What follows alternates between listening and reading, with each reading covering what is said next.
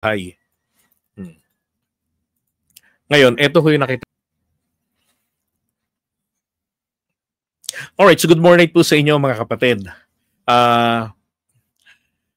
Meron ho akong nakita na malaking butas na sabi ko nga ay pwedeng dumurog sa kabuuan ng kwentong bukid na ito ni Zaldico.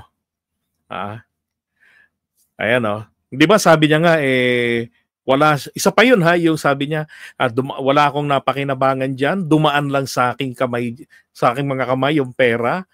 No. Sabi nga walang dito, malaking kalokohan, nasasali ka sa holdapan ng bangko, kumbaga, wala ka namang mahihita. Lalo na to bilyon-bilyon, ni piso, demonyo ka, wala kang nahita. Aw gago. At eto pa ha, alam niyo ho ba, sa kwento kung sasakyan natin ang kwentong bukid na ito para sa mga taga-batis ng Kamangmangan na paniwalang-paniwala, nag-deliver po siya ng barya. Nilagyan nila ng barya, kumbaga, yung maleta. Tingnan nyo ha. Ito ho kasi yung sinasabi niya. Yung kwento niya na 56 billion. May butal po yan, 54 pesos. Okay? Yan ang ganyang butal. Ngayon, eto. Para masabi na meron talagang butal ang animal, naglagay ng ganito.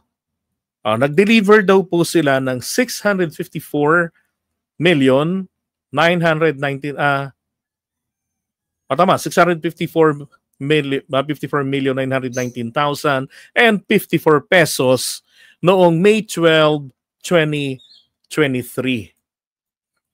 Diba? Isang malaking kalokohan, magdi-deliver kayo, 'di ba? Na para mapalitaw lang talaga na ito buong-buo na i-deliver ito yung napunta sa Pangulo. Talagang pati ang delivery nilagyan nyo pa rin ng barya. 'Di ba? Isang malaking kagaguhan.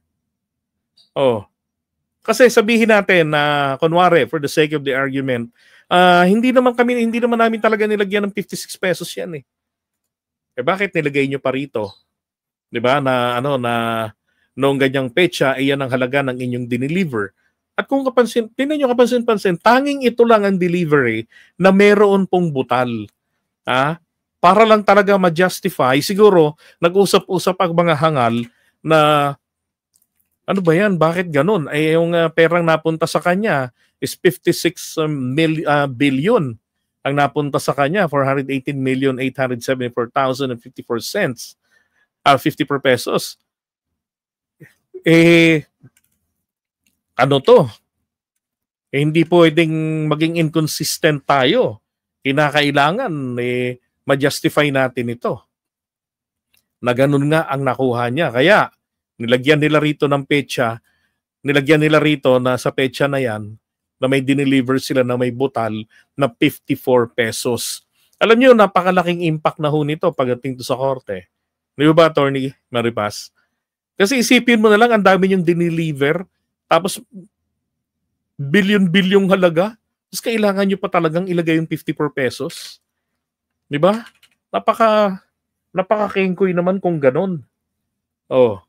Paano lang justify yan? Ba't kayo naglagay pa ng 54? Hayop kayo, minaleta nyo? Parang si si Gutesa, binilang daw yung pera. Pero walang ginamit na counting machine. 48 million bibilangin. Ng isang tao o kahit dalawang tao, Diyos ko po, ang laking katangahan naman nun. Okay, so yun po yung butas na nakita ko dyan sa kwentong kwentong kutsero nito ni Zaldico. Ay, nako. Alam niyo nung nakaraan napansin ko to sa nakaraang video niya. Kaya lang, wala pa kasi ako nakikita ganito. Until, yun nga, kanina naglabas siya. Diba? Sablay. Yun lang ang may zeros eh. Okay, so iwan na natin yun.